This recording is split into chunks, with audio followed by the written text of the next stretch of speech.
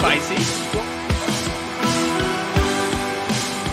Jimmy Garoppolo on there could be a benefit, but have they kind of burned that bridge?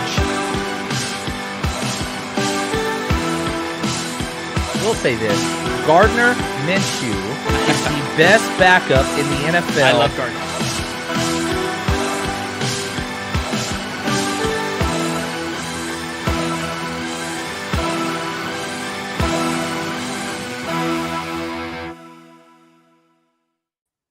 Welcome to 30 Minutes of Football. This is Brian McFadden of Legit Football. No, this is Anthony, the producer of 30 Minutes of Football. Brian is unavailable tonight, so it's me, and I'm bringing on Kevin Phillip Fox from at the Buffalo Trill on Twitter. How you doing, Kevin? What's up, bro? Beautiful night when you're sitting there killing time before work and you get a text from your homie. Yo, you trying to talk football on a podcast? It doesn't get any better than that, man. I'm excited to be here. I love it. So usually on Thursday nights, we have Brian McFadden and Pro Football Demon answer live viewer questions about fantasy football. So tonight we're going to try to attempt to do just that. But meanwhile, as there's no questions coming in, we're going to talk about fantasy football and what we think, who we should start, who we should sit, maybe some game props going, maybe like who do you start, who do you sign from waivers, anything, stuff like that. So the format is we're going to have 30 minutes to talk about whatever we want. Tonight is about fantasy football. And then we're going to preview the Thursday night game, Las Vegas Raiders versus Los Angeles Rams. And we're going to have our picks on that game. So 30 minutes of football starts now. Let's go. I'm ready whenever you are, whatever you got for me, man. So Kevin and I, we share a fantasy football league, a dynasty league. That's right. He is your second place right now, right? Second place, clinched the bye. Very excited about that. Very lucky because last year I missed the bye by one game and then I was eliminated in the first round. So had a little PTSD. I was really trying to not have to play in that first dreaded playoff round. Full disclosure, I am last place in said league. I've made some bad decisions. Our very first draft, I picked players who I thought was going to be great. A lot of people thought was going to be great, and they just haven't been. A lot of them got hurt. A lot happened since then. So it's been a little tough for me, but it's a dynasty league, so there's still time to go. There's still a lot to go. I got to give you credit, man. You had the bold shot of trading away Nick Chubb, but the haul that you got, an injured Breece Hall and like 12 draft picks, like maybe a record-breaking haul in our dynasty league. I think it's the most that's ever been traded for one player. So I commend you. I think you will turn it around in due time. But you had to. It took some gall to trade Mr. Chubb. Yeah, that was tough. But I think you made the right losing decision. 6 games, I knew I needed to maybe start rebuilding. I think you made the right I'm officially decision. in rebuild mode. But that's not what this episode's about. This episode is about who do we start and sit this week. There are 6 buys.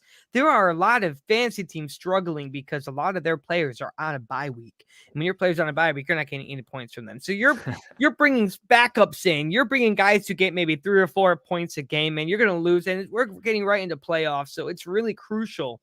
And so what do you think about going into playoffs with 6 bye weeks? It's a crazy format by the NFL to have such a late, so late in the season to have 6 teams on a bye. I've never been a big fan of. I love a late bye, but I love like a medium late bye. Give me like a week 10 to 12, week 14 having 6 byes when fantasy teams are scrapping and clawing their way to try to get into the playoffs. A lot of playoff seedings will be decided by this weekend's slate of games. So I couldn't imagine being a team that had, say, 3-4 starters on bye. That just doesn't seem fair. Hopefully the NFL, figures that out in the next couple of years. I don't think week 14 byes moving forward should be a thing, or have 3 teams on a bye or 2, but 6 byes is a little unbelievable. That being said, I am looking at a lot of different matchups for fantasy this week. I think the Bengals are going to be a team to target. If you get your hands on maybe starting a Joe Burrow, they're playing Cleveland. Cleveland hasn't really been putting up much of a fight lately. Mr. Watson's back from, his debacle. And he did not look great last week. So I could definitely see Cincinnati, boat racing Cleveland. So look for a big game from Burrow. I could see Higgins, Chase, maybe a bounce back game from Tyler Boyd. He did have that massive drop against Kansas City last week, but I think you could fire up your Cincinnati Bengals this week. That's my number one fantasy takeaway for the week so far. Okay, yeah. I mean, talking about Cincinnati, I think that T. Higgins is a solid start. He's definitely been able to back up Jamar Chase.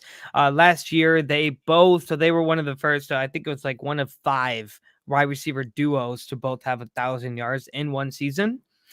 So I think that's a very important start because him taking Jamar Chase's spot instead of being beside Jamar Chase, I think that he's very important in that retrospect.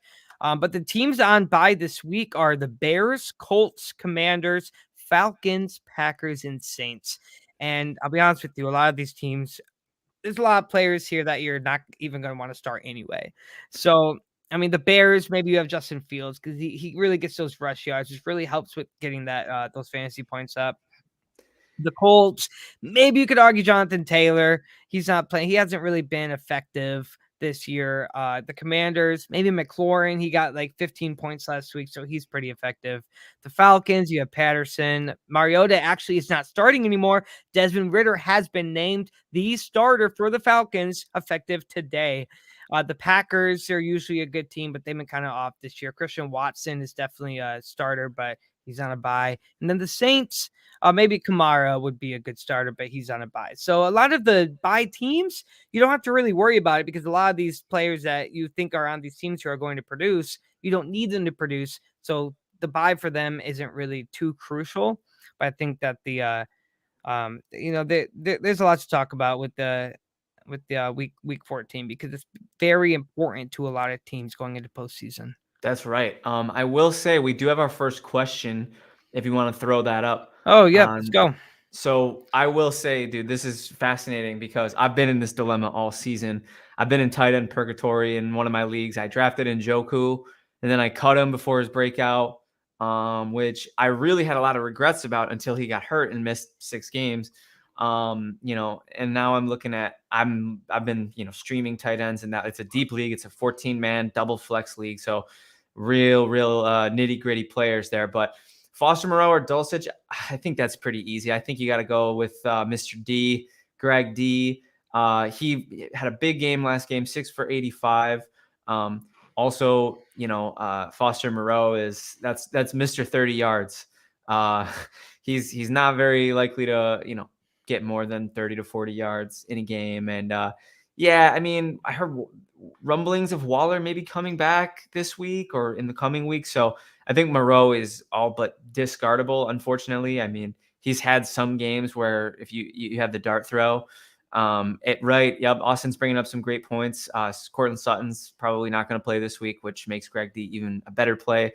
I also heard that he might be getting snaps at receiver, which is pretty tantalizing. I mean, admittedly, it's targets from Mr. Unlimited himself, Mr. Limited, I should say, Russell Wilson, whose targets haven't really meant too much this year. But it'll be really interesting to see if he can put together any sort of a stretch towards the end of the season to make the Denver Broncos anything but entirely regret that trade. Because right now it looks like just something that would make their fans and their organization just sick. How bad it looks. Yeah, I'm gonna have to agree with you, Kevin. I think that this is a start because of that, because he's not going to be getting many targets, and with Sutton being out, I think Russ Wilson's going to be targeting his tight ends mainly. And as you can see right here, he said waiting for Goddard to come back. I think that's a tight end that you want because he does get targeted by Jalen Hurts. So when you're missing that, you do need that tight end who's going to give you those points that probably, I mean, Austin, what is your record? Like, how are you going to make it into playoffs? Like, what's your team looking like? Yeah, that's an interesting question given his decision between tight ends. I mean, I was able to tread water in that league and stay competitive to the point where I even clinched a playoff spot early, given the fact that much like in our dynasty league, I drafted the Allen Diggs stack. That is just seems to be unbeatable this year. Yeah, Austin, 10-3. 10-3 currently. So that'll do it. When it comes to tight ends, it looks like you don't have much of an issue. I mean, if So who's your like if you have good receivers, you've got a good quarterback, a good run game, trying to claim the number 1 overall seed to play the winner of the 5 and 6 seed. Yeah, I'd probably roll with Greg D rest of the way, buddy. I think I'd roll with I Greg D. think I agree. I No, think I would go until with D. Yeah. Goddard comes back, and maybe even then give Goddard a game if Greg D's rolling. And there's, you always hear first game back, you always hear, oh, they're on a snap count.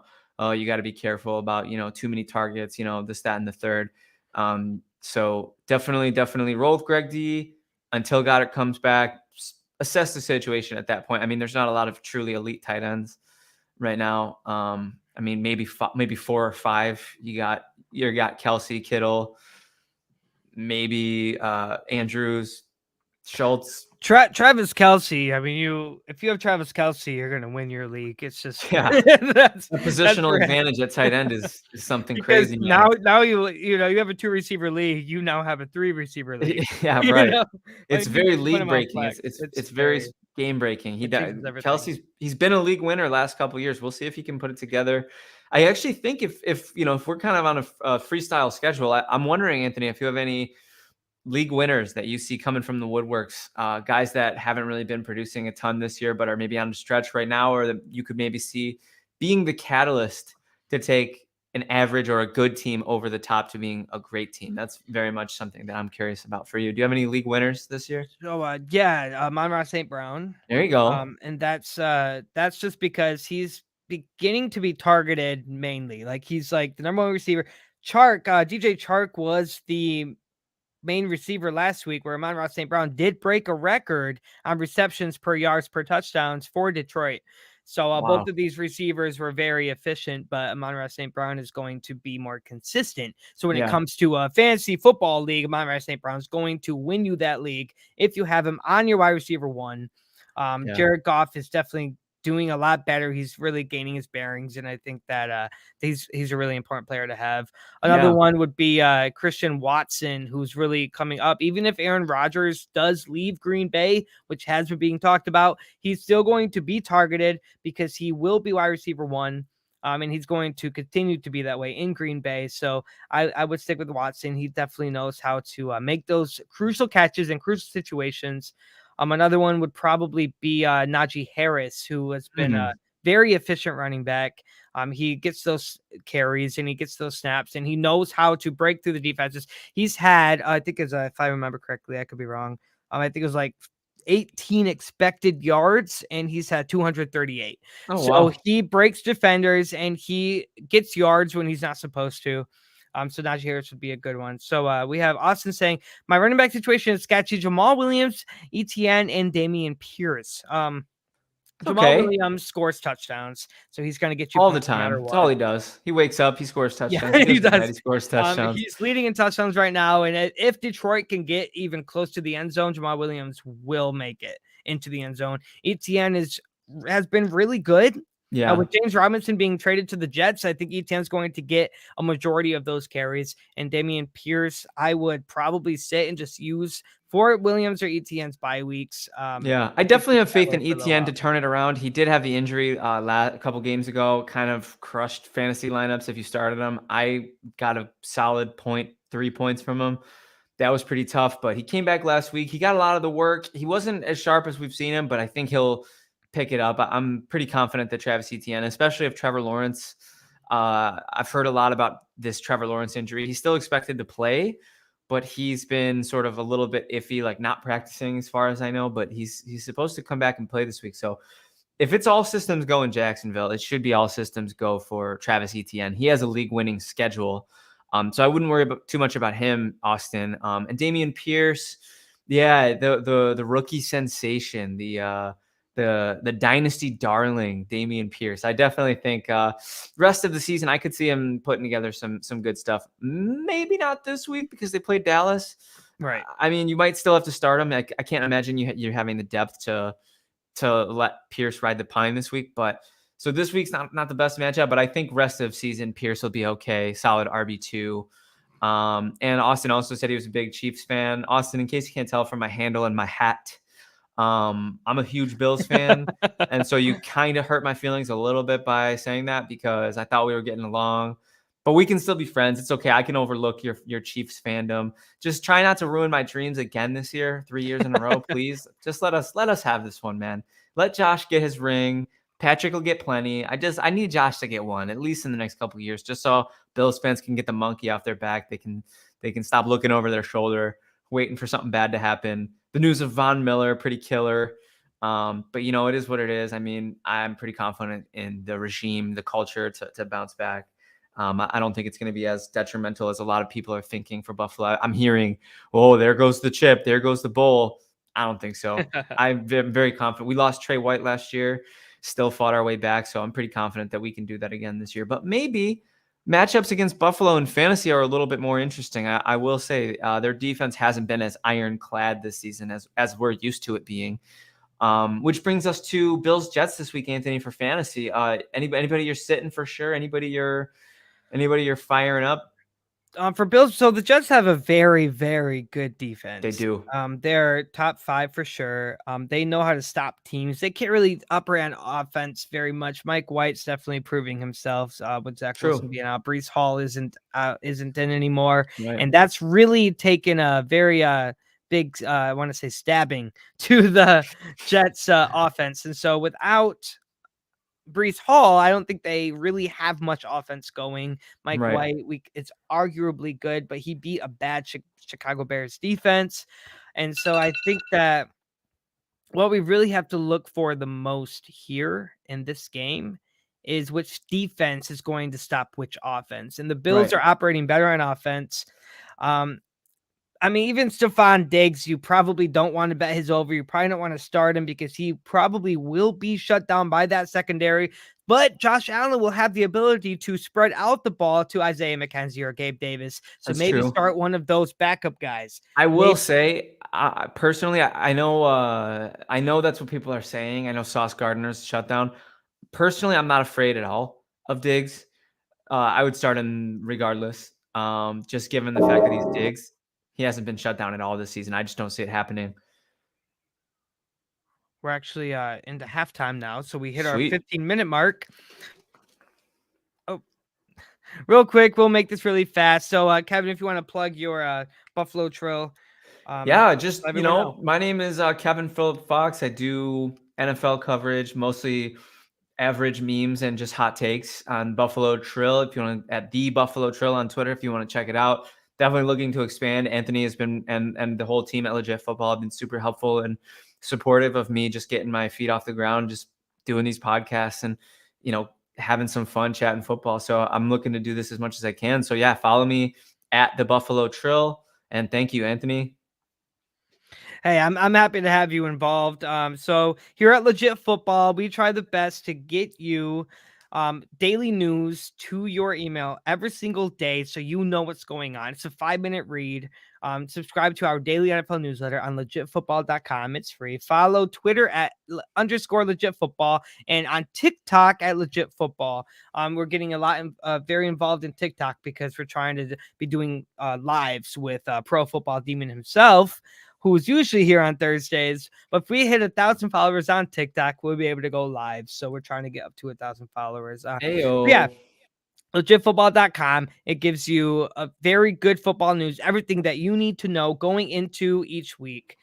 So halftime's over. We're going to start the 15-minute timer right now. Let's go. Anthony, is there any way you can put that on camera like you had last week? Yeah, I mean, I could try. I have a tripod here. I could try. Hey, no worries if you can't. It really gave me like a bomb countdown vibe last week. I kind of love that. Really quick, while Anthony's setting that up, I see we have another question from Austin, and I love helping out people with fantasy. As far as Gabe Davis goes, Austin, it's going to depend on who you got. Because I could definitely see him falling into the end zone in this game at least once. I'm not predicting it or anything. I wouldn't bet on it, but he's Gabe Davis. Coming into the season, I had such high hopes. I thought he was going to take a huge step forward. He didn't. He's still been okay. He's been a fine wide receiver too, very serviceable. But I think that's the reason that you see Buffalo so involved in the Odell Beckham Jr. sweepstakes, given the fact that Gabe Davis has not been a great wide receiver too. He's been okay. So this week, given the fact that, like Anthony said, maybe you're afraid of Diggs this week. I'm not personally, but maybe if you are afraid of Diggs this week, maybe Gabe Davis is the guy who they funnel the targets to. And has such a nose for the end zone that can't be denied. Even in a year, what I would consider to be a down year, he still scored his touchdowns and gotten his big plays. So I would say keep your eyes peeled for Gabe. If it's between Gabe and Pierce, flip a freaking coin. I mean, Dallas is a tough matchup. The Jets are a tough matchup. It's really going to depend on the game script for Buffalo, and it could turn into another. Lately, Buffalo's been getting in those games where they go up just enough, and then they just run. They run. They've been force feeding James Cook, which I love. James Cook was going to be my league winner, Anthony. I was going to pick James Cook. I think rest of season he's a startable RB2. He was definitely something else last week, and I think that's really a lot. I noticed on the trending, a lot of people have been adding him onto. It's going to be lineup. really interesting. I added him onto mine personally, nice, because I nice. think that a lot can happen there. It's going to be really interesting to see. Do we have time to answer Wombley's question before we get we to have the a question Thursday night here. preview? Pick 3: Kenneth Walker, Ramondre Stevenson, Najee, Damian Pierce, or Akers. I don't like Pierce's matchup, and I have a must-win game. So if this is a very important game, then I would probably keep. So Kenneth Walker is questionable, but I do think he's going to play. Walker scares me, man. Ramondre's an easy start. Ramondre's one. Definitely keep him at number 1. And I know Anthony's a big Najee fan rest of stretch. So for the sake of me and Anthony having a consensus 3, I would say Ramondre, Najee. And then this is going to sound kind of nuts. Probably sit Akers. I was going to say I would probably sit Akers too, but if Baker gets out there, which it's trending in that direction as of now, it's an hour till kickoff, a little less. It's trending like Baker's going to play. I could see him dumping the ball off early and often, man. He does say here, should I pick up Cook? Yeah, Wombley, if you can get your hands on James Cook. Get Cook, I do put him in the 3. So, yeah, I'd put him in the 3, man. He'd be over pretty much all, other than Ramondre, he'd be over all the other ones. Just don't drop Walker. I mean, he may be questionable, but he's going to be efficient throughout the next few years. Maybe even, he might be a top running back. Tough to say if this is dynasty or redraft, but full point PPR especially. James Cook's been getting. He was 6 for 41 last week. That's 10 PPR points. He is available. So he says here that he is available. So should he pick up Cook? I want to know your thoughts. It's a difficult call. I would absolutely pick up Cook. I mean, drop if you have to drop one of those 5. I mean, I don't know if any of those 5 are necessarily droppable. I might look at maybe one of your stash wide receivers, or if you've been like me preparing for the playoffs with extra fantasy defenses. Maybe throw one of those to the wind, because you can always stream defenses, but running backs are hard to come by, especially running backs on potent offenses like Buffalo. So I would definitely be picking up Cook if I were you. Yeah, me too. Because in a full PPR, I think that you want that consistency. Yeah, Josh Allen targets are worth a lot more than Baker Mayfield. So if he has to drop a running back, who should he drop for James Cook? I want to know your thoughts. Of those 5, geez, that's a really tough call. But if I had to, I would absolutely roster Cook over Akers, no question. I don't know if I'd roster him over any of the other 4. So I'm not sure. Yeah, I would say Akers of the 5. I would drop Akers. Maybe bench Akers so that you can see how he performs tonight. And then if he performs well, you can keep him. But if he sucks, then you can just cut him. Hopefully your league supports cutting people from the bench. I'm gonna say don't drop either of these guys. Yeah, I wouldn't drop them either. Yeah, I would not even consider dropping. Wombley says I can drop Pickens or Jamison Williams. They're very young. Don't drop Pickens. Well, unless it's Wombley dynasty or redraft. Shoot us if it's dynasty or redraft, because that would change this. It seems Anthony's forecasting a lot for as though this is dynasty, but in a redraft. Who knows? I mean, did Jameson have any? How was Jameson's stat line last week, Anthony? So he's actually being used as a gunner right now. Before he gets involved as a receiver, and that's just to make sure he stays healthy. That's tough. But his skills are incredible. I mean, no doubt. I saw him in a few practices. Yeah.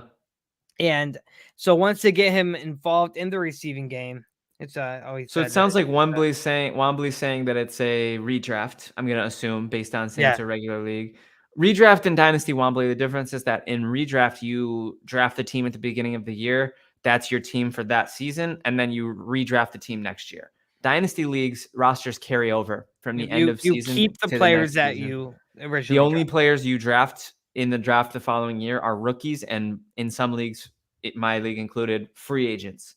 So that's just a little fantasy football 101, redraft and dynasty. Yeah, I personally I love Okay. dynasty. I think dynasty is my So preferred format. it's redraft. Yeah, yeah. So if it's redraft, I would you could if drop. I think you could drop drop JMO. You could drop yeah, JMO you can drop or Williams. Pickens, assuming you have great receiver 1 and 2. But oh yeah, Wombly, Dynasty's crazy. You gotta get It's yourself in a insane. league. Get yourself in a I've league. won 2 games in my dynasty league. Anthony's having a tough season, but he's turning it around. It's gonna turn around. The cupboard is stocked for Anthony. I have a lot of faith. So with 8 minutes to spare, Anthony, it sounds like it might be a good time to attack a little Thursday night preview. Yeah, What do you but think? so how much is there really to oh here we go, another one. You're not too impressed with the matchup, huh? He's like, more questions, guys, please. Let's go. I mean, it's gonna be a garbage game. I mean, Yeah. we have 2 losing teams. Wide receiver 1 and 2. Wide receiver 1 and 2, D Hop and Godwin. Godwin. Yeah, you have the roster flexibility to cut one of your studs. It really depends on which you believe in more, Pickens or JMO. I would say that's a you called, Wombly. But I would switch one out for Cook or switch out Akers for Cook. You are talking veteran versus young guy, like a veteran versus rookies. So Yeah. in a redraft, you want your veterans. You want the guys That's who true. are going to be reliable Yeah. versus the guys who are Especially still in that D-Hop. development stage. Right. So let's take a look, Anthony. I mean, I know you're running from the matchup like the plague, but I will say I am expecting at least a degree of entertainment value from tonight's game. I am going to love seeing number 17, first overall pick, Baker Mayfield, running around for his life. Is he activated tonight? He's active. He's officially active. It's the 3. We've gotten the news that he's going to be playing. They activated all 3. He is for sure playing. There is no word on starter just yet. John Wolford. Because I know Perkins, it was and there's Mayfield. some talks about it, but it was never actually confirmed. Oh my goodness, Anthony. I am so excited to see. It's unfortunate because I was a big Baker fan coming out. I thought he was going to be a stud in Cleveland. He had a good couple of years. Wombly, is it Wambly? Sorry, LOL. You guys earned a sub tonight. You can end off the stream. Thanks a lot. Oh no, thank you. Thanks, Wombly. We appreciate that. I really appreciate that. That's amazing. Glad to hear that. Make sure to go to legitfootball.com, subscribe to our NFL newsletter to get all the news that you need. It's gonna be good. So we do have another question here. One more question, Anthony. Last one. It's Austin again. I have AJ Brown and Justin Jefferson, and took Javonte Williams over Diggs. Ooh, could you imagine? Yeah. How are you gonna sleep tonight, bro? How are you gonna sleep the rest of your nights knowing you could have had Diggs? Oh no! I realized that that's not a question, but I took Diggs over everyone, man. I couldn't help it this year. I just had so much faith in seeing what kind of savagery he was gonna do this year, and he's surpassed even my wildest expectations. He's been as good as he was in 2020, if not better, given the fact that he's had the touchdown upside this year. So, man, Josh and Diggs, man, that's a stack for the ages, man. I'm very eager to see what happens come playoff time. But I think as far as we can get back to the as far as tonight goes, it'll be at least somewhat entertaining to see Baker in his 3rd home in 2 years. I mean, part of me feels for Baker. But also he's always had that attitude, I mean, he is who he is. I mean, there was a part of me that even liked that when he was showing up on the field, but I liked Baker. I'm not gonna lie. I've too. been a fan of Baker from the start since he was drafted, since he was in college. It's been ringing kind of hollow ever since he's stopped performing on the field. His antics kind of don't really ring the same. The commercials, they just don't hit the same. So, I will always have respect for who he could have been. And I thought Cleveland was going to be the right place for him to be that. And then I thought Carolina, I thought there was going to be a chance. Clearly, this guy is not who we thought he was at the moment. And if LA is starting to think about the future post Stafford, I mean, Stafford's health is bad. It's not good at all. The IR, the neck, the concussions, the this, that, and the third, the elbow. I don't know, man. I could definitely see a less likely world, but I could definitely see Stafford riding off into the sunset after he won that Super Bowl.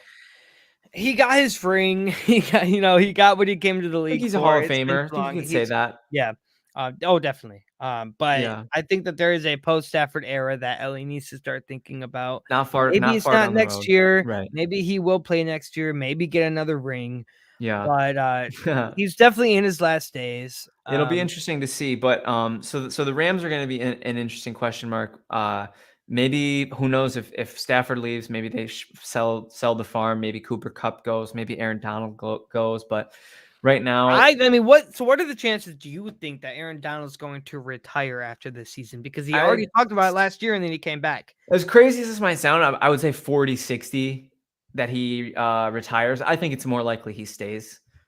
Personally, I just think that he's a dog and he's a football player through and through, and I don't think he's gonna want this to be what people remember him for. Okay, I mean, I'll have to agree. He's definitely Yeah. because I mean he's an elite player. Aaron One of the Donald best was still the ever. kind of guys that if you're a quarterback, you do not want to play against him Yeah, one of the because best you're going defensive to players be ever. hit by him at least once. Yeah. Um, I will say for tonight, I think the Raiders, they're another team that like they are the chance to make this game fun. If they can put up some points, if Derek Carr and Devontae Adams can get it going like they have been. Oh my God, Devontae's been on a tear. That could be really interesting. I definitely like to see Josh Jacobs get into the end zone again. I mean, he's been RB1 on the year for fantasy. Who would have freaking thought? Who yeah, would have freaking thought that nobody. Josh Jacobs would make everybody regret fading him in fantasy?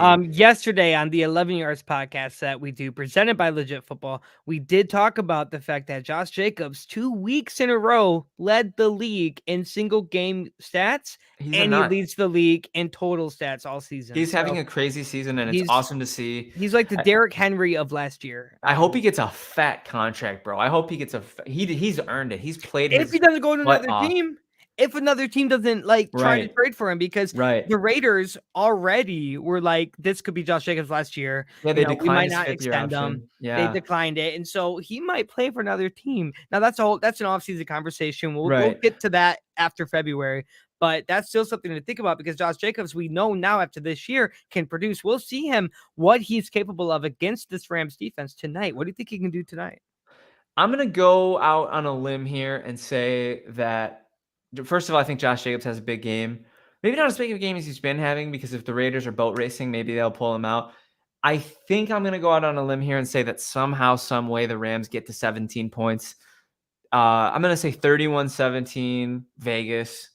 Carr's going to throw for 2 touchdowns. 17 Vegas Carr to Um, Devontae Adams because he led at least in one. receiving last week too. One for Devontae, maybe one for we'll go with Austin's boy Foster Moreau, even though he's benching him. I still think I'm saying maybe. I would still go with Greg D, but that's gonna be my prediction. I think Raiders are gonna win pretty big, at least by 10, but 31-17. I'm gonna pencil that in as my prediction. What do you think, Anthony? So I have the Rams actually covering the spread, but the Raiders winning. What's the spread?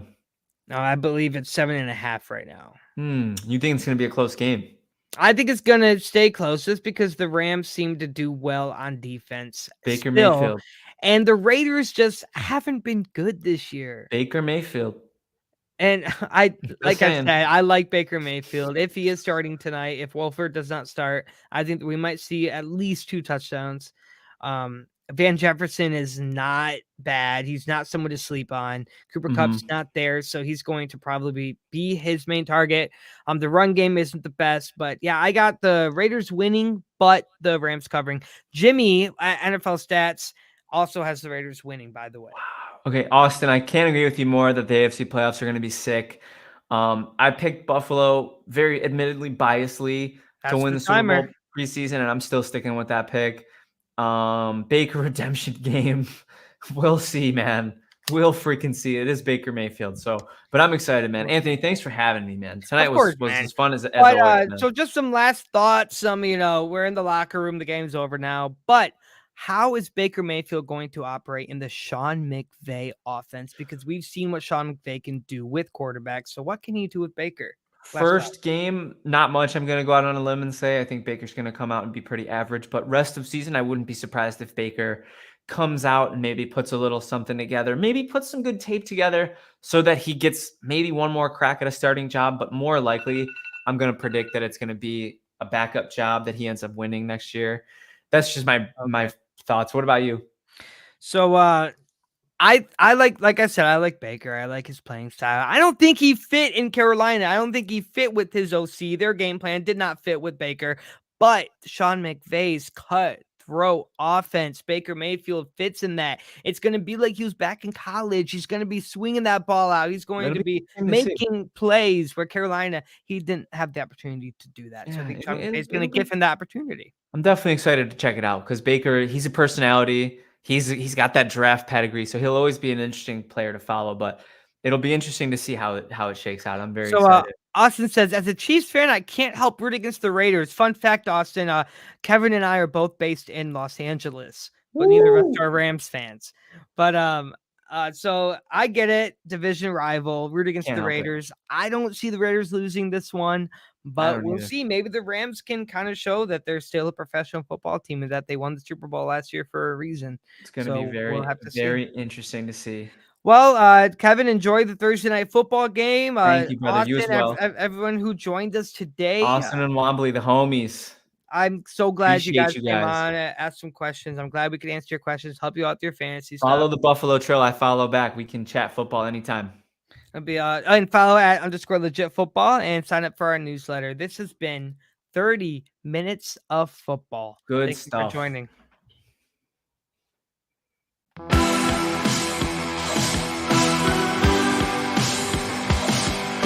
That's spicy. Jimmy Garoppolo on there could be a benefit, but have they kind of burned that bridge?